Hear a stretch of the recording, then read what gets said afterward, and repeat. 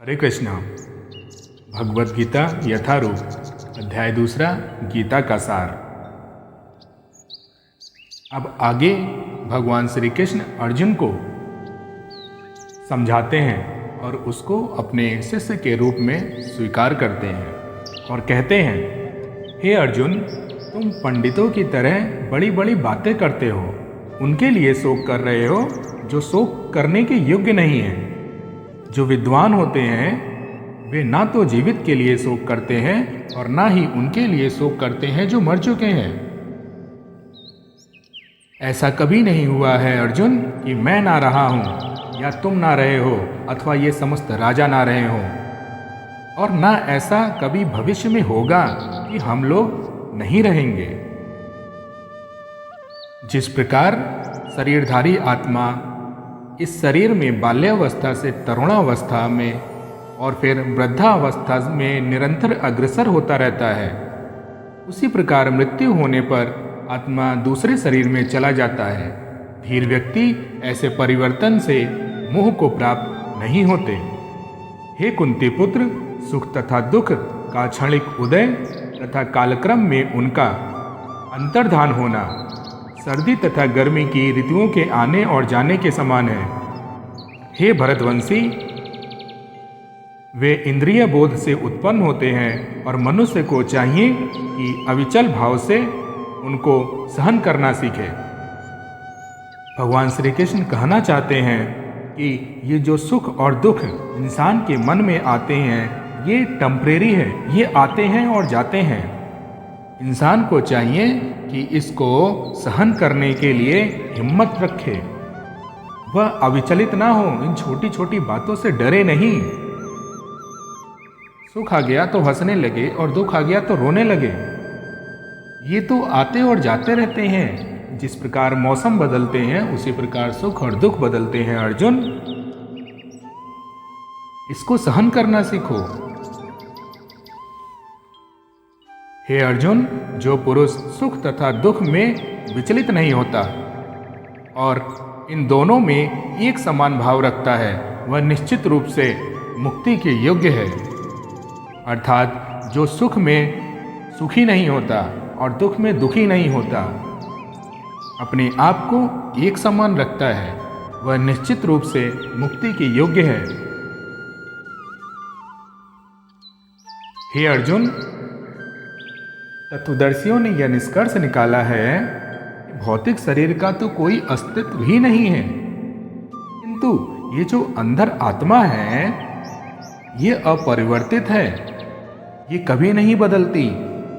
और ये जो निष्कर्ष निकाला है इसका बहुत अध्ययन करने के बाद उन्होंने बोला है, आत्मा अविनाशी है और शरीर नाशवान है। हे अर्जुन, जो सारे शरीर में व्याप्त है उसे ही तुम अविनाशी समझो। उस आत्मा को नष्ट करने में कोई भी समर्थ नहीं है। अर्थात तुम्हारे जो शरीर में जो आत्मा है उसे ही तुम अविनाशी समझो। उसको कोई मारने वाला पैदा नहीं हुआ है अभी तक। जो इस जीवात्मा को मरने वाला समझता है तथा जो इसे मरा हुआ समझता है, वे दोनों ही अज्ञानी हैं अर्जुन, क्योंकि आत्मा तो ना मरता है और ना मारा जाता है। हे अर्जुन, आत्मा के लिए किसी भी काल में ना तो जन्म है ना मृत्यु। वह ना तो कभी जन्मा है और ना वह कभी जन्म लेता है। वह अजन्मा है, नित्य है, शाश्वत है, पुरातन है। शरीर के मर जाने पर भी यह आत्मा नहीं मरती अर्जुन।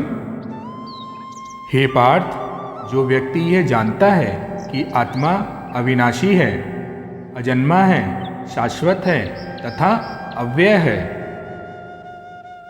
वह भला किसी को कैसे मार सकता है या मरवा सकता है।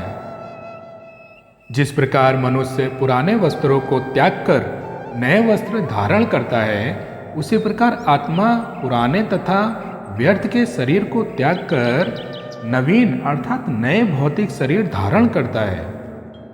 हे अर्जुन, जिस प्रकार मनुष्य अपने पुराने कपड़ों को उतार कर नए कपड़े धारण करता है, उसी प्रकार यह नित्य आत्मा पुराने कमजोर शरीर को छोड़कर एक नए शरीर को धारण करती है। यह आत्मा ना तो कभी किसी शस्त्र के द्वारा खंड खंड किया जा सकता है, अर्थात किसी शस्त्र के द्वारा इस आत्मा को नहीं काटा जा सकता अर्जुन, और ना ही इसको अग्नि के द्वारा जलाया जा सकता है। तुम इसको अग्नि से, आग से नहीं जला सकते अर्जुन, ना ही तुम इसको जल से भिगो सकते हो, और ना ही तुम इसको वायु अर्थात हवा के द्वारा सुखा सकते हो। यह आत्मा अखंडित तथा अघुलनशील है, अर्थात यह आत्मा को काटा नहीं जा सकता अर्जुन। यह अघुलनशील भी है, इसको तुम घोल नहीं सकते पानी में, ये किसी में मिक्स नहीं होती है अर्जुन।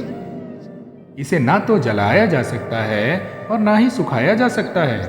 यह शाश्वत है, सर्वव्यापी है अर्जुन, अविकारी है, स्थिर है तथा सदैव एक सा रहने वाला है।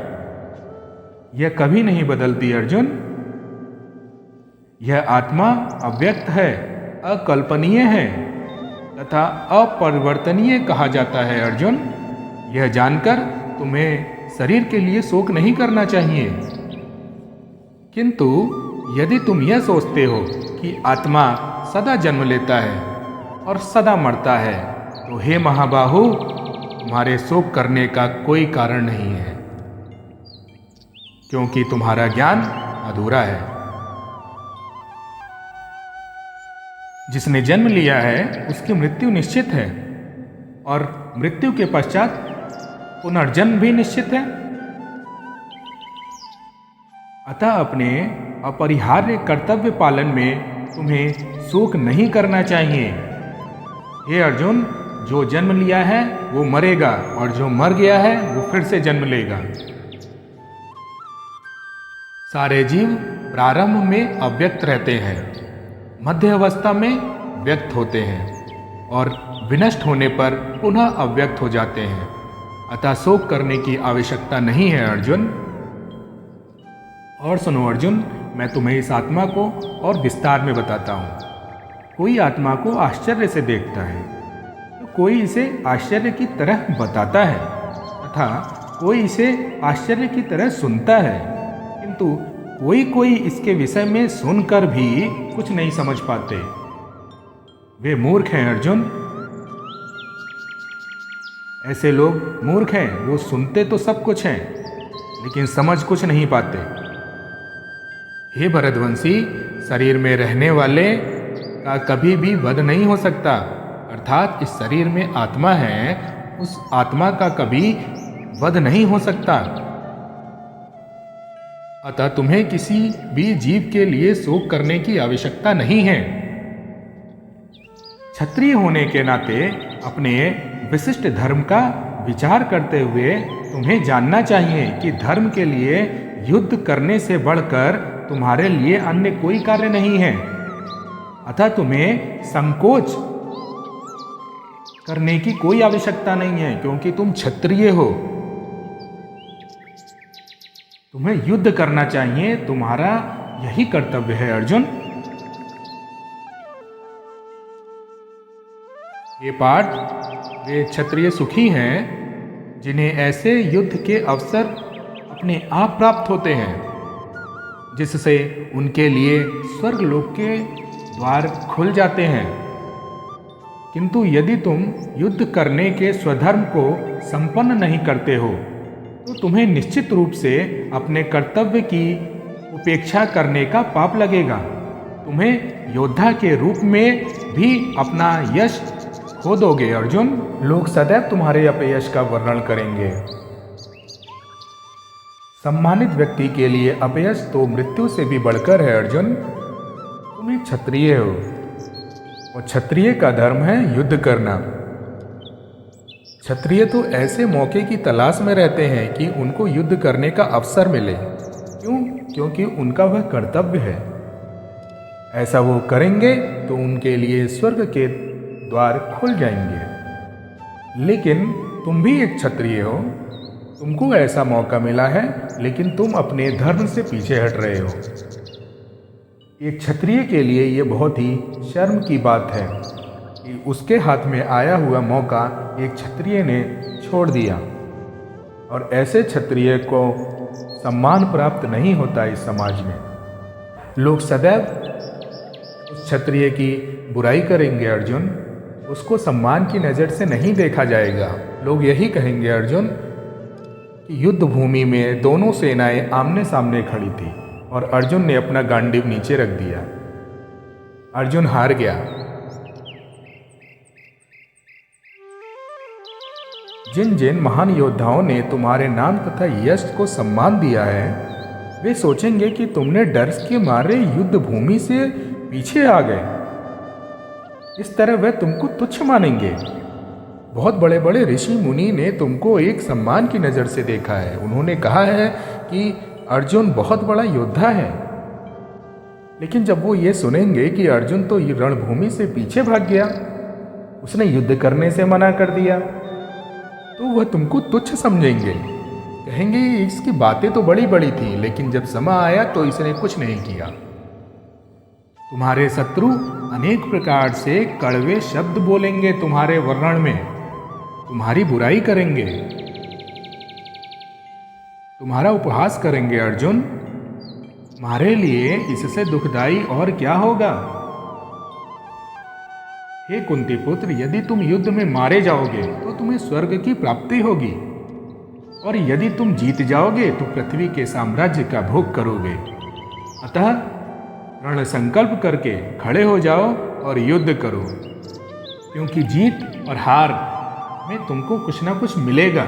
जीतोगे तो इस पृथ्वी का साम्राज्य मिलेगा, और हारोगे तो स्वर्ग लोक को प्राप्त होगे। अतः हे अर्जुन, एक निश्चित दृढ़ संकल्प लो, उठो और युद्ध करो।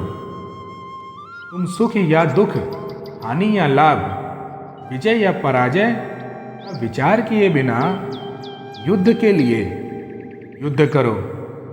ऐसा करने से तुम्हें पाप नहीं लगेगा। हे अर्जुन, अच्छा क्या है, बुरा क्या है, किसमें फायदा है, किसमें नुकसान है, जीत होगी या हार होगी, ऐसी बातों को मन में मत लाओ। तुम खड़े हो जाओ और युद्ध के लिए युद्ध करो। अर्थात तुम्हारा कर्म है, तुम्हारा धर्म है युद्ध करना, और तुम युद्ध करो। ऐसा करने से अर्जुन तुमको पाप नहीं लगेगा। हे अर्जुन, यहाँ मैंने वैश्लेषिक अध्ययन द्वारा इस ज्ञान का वर्णन किया है। अब निष्काम भाव से कर्म करना बता रहा हूँ, उसे सुनो।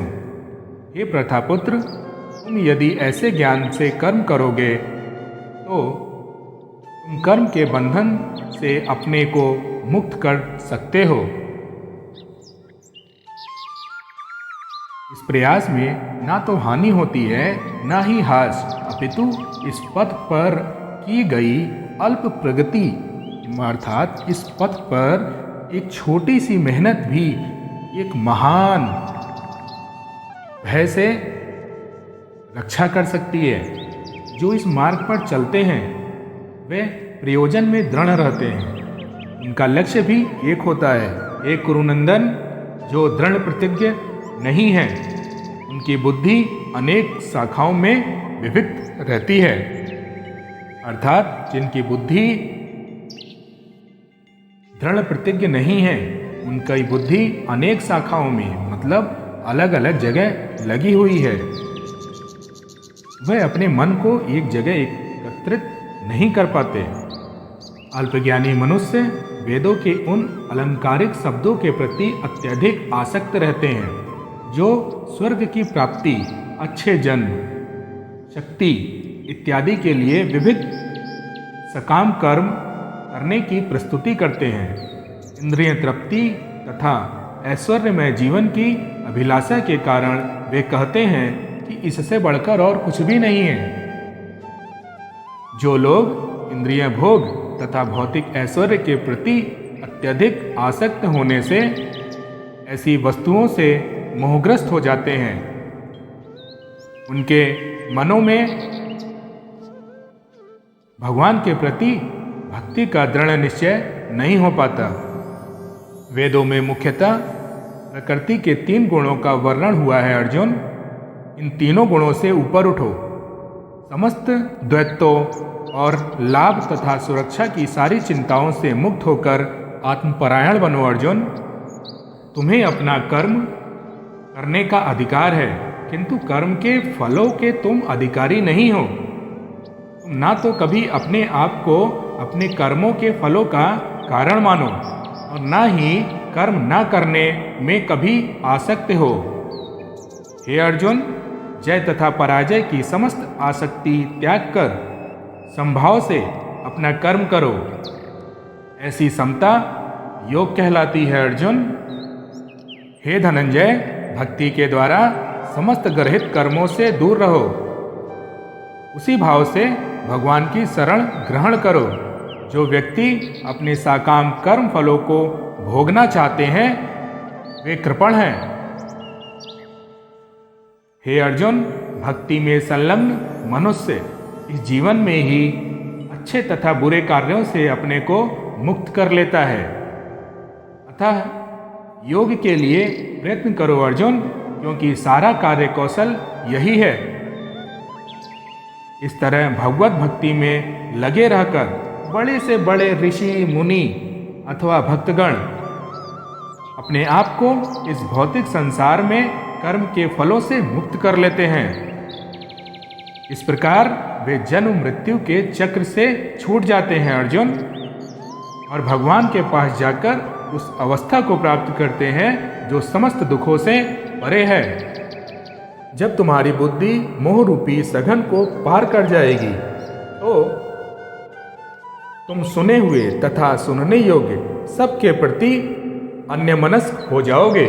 जब तुम्हारा मन वेदों की अलंकारमयी भाषा से विचलित ना हो और वह आत्म साक्षात्कार की समाधि में स्थिर हो जाए, तब तुम्हें दिव्य चेतना प्राप्त हो जाएगी। इस प्रकार भगवान श्री कृष्ण ने अर्जुन को प्रेरित करते हुए कहा कि उठो, खड़े हो और युद्ध करो। मन में दृढ़ संकल्प रखो और युद्ध करो। तुम्हारा कर्तव्य है युद्ध करना। जीतोगे तो तुम्हें इस पृथ्वी का साम्राज्य का भोग करने को मिलेगा। हारोगे तो स्वर्गलोक में जाकर स्वर्गलोक के सुख का भोग करोगे। स्वभाव से तुम क्षत्रिय हो, तुम्हारा कर्म है, तुम्हारा धर्म है युद्ध करना। अगर तुम धर्म को अपना कर्म बनाओगे तो तुम्हें उसका पाप नहीं लगेगा।